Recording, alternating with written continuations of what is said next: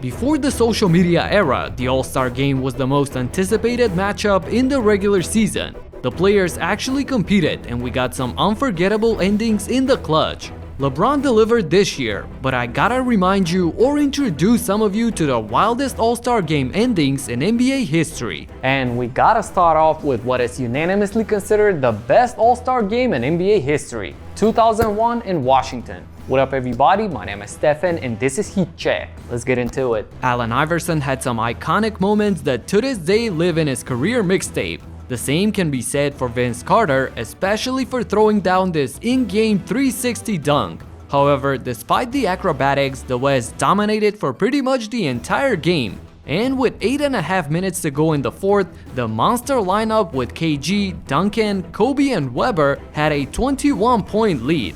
At that moment, it's gotta be over.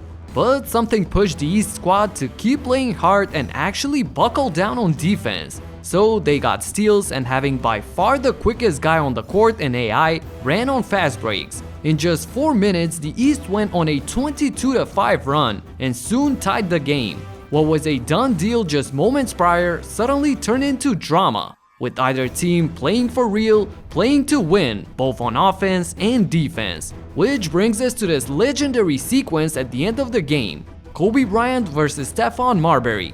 The fake, one dribble pull-up, and the swish. West up by 3 with 1 minute to go. But Stefan, never one to back away, takes the ball, brings it past half court and fires away from deep and ties the game. Kobe, who was fresh off of his first championship title, has confidence through the roof, so again he wants to take matters into his own hands. His opponents even double him to take the ball away from him, but at the end there's no denying Kobe. On the high pick, steps aside, raises up and hits again. West up by 2 with half a minute to go, and you know who takes the ball. Steph already calls for the high screen up top here as he has his mind set on firing away. One-on-one against Kidd, the step back and the rainbow 3 splashes, giving his team the lead after coming back from a 21-point deficit. After a timeout on the last possession of the game, same play and the East double Kobe, who eventually reluctantly passes it to the open Duncan. Great rotation by Vince on the closeout and the East pull off the improbable victory with an unbelievable comeback in the fourth quarter.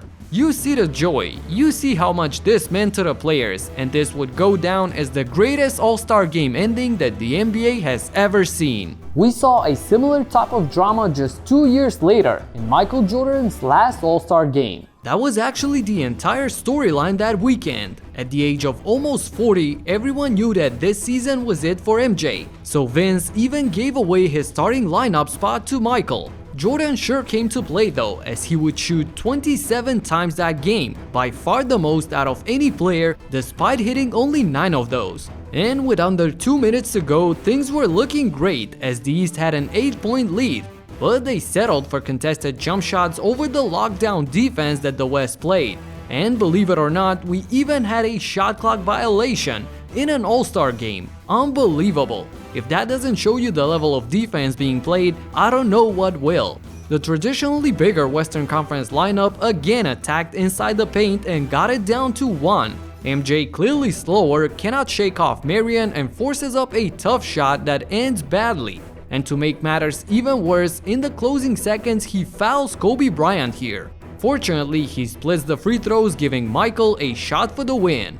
Final seconds, a chance to be the hero yet again. The fadeaway is just short as Marion once again plays a phenomenal defense and we go into overtime.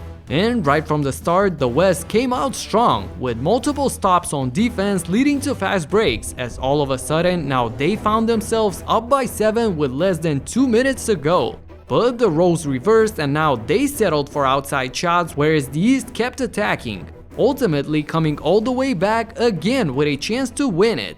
And you know once again where the ball went for the final shot. Everyone on their feet watching Michael shoot a rainbow fadeaway bang!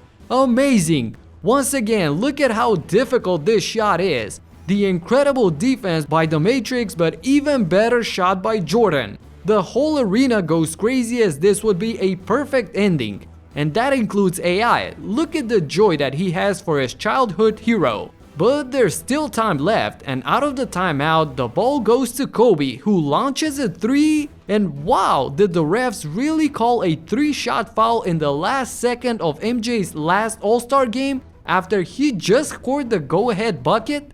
Unbelievable. To add to the drama, Kobe barely makes the first, then misses the second, and eventually ties the game. You know who took the last shot for the East, but by now you also know who played a terrific defense, and we're going to a second overtime. And that's where Kobe, KG, and company finally broke their opponents and sealed the deal in what became the first All-Star game to go into 2 overtime periods. The 1993 All-Star game was so competitive that it even featured a trick play out of the timeout. This one was played like a real NBA game down the stretch. Real defense, fouling to stop the clock, and even timeouts and drawing up plays. So with the East down by 5 with half a minute to go, check out this play design. We got Pippen inbounding the ball, so watch him, and also keep an eye on the sharpshooter Mark Price here. Initially, this looked like a clear out for Jordan, but Ewing is going to relocate up here to set a screen, and at the same time, Pippen goes directly there as well to set a double screen for Price to come out at a 3-point line. A perfectly designed and executed play, and the Cleveland guard at the time gets a wide open shot and he nails it. And this is not even the most interesting play. Check out this sequence. First, there's a quick foul, and a missed free throw by Marley keeps the door open. Then a timeout by Pat Riley, out of which Michael Jordan gets an isolation, goes to the elbow, raises up and hits it to make it a 1-point game. And as Paul Westphal calls his timeout, he'll set up a genius play that will leave the East totally confused. Watch this. This is Tim Hardaway inbounding the ball, but you can see right here Dan Marley comes out as well. So this is a legal pass and now he is the inbounder. Hardaway takes off in a dead sprint, and meanwhile we got the decoy short pass right here to Terry Porter, who already knows that Hardaway should be open on the other end and throws it, so this should be a layup. But Mark Price makes an unbelievable recovery and gets there in time to foul and prevent easy 2 points. Check out the old school drawing and explanation by the commentators themselves. This man who took the ball out of bounds and threw the thing across this way is the one who takes off and goes long. Mark Price is the guy that's supposed to pick him up in their zone defensive alignment. What happens is, on the pass across, the takeoff, Price doesn't see him go long, too late. Now he has to foul to prevent the easy layup. And since Hardaway missed 1 free throw as well, now the East can tie the game, and they did just that with this corner jumper by Ewing. I have to play another illustration. I love this type of stuff. This is why I started this channel. Check it out. First he comes up and sets a good screen. Then Jordan's going to create off the dribble, but he will get 2 defensive players to try and stop the ball in that area. Then Ewing steps back to the baseline. 2 defensive guys.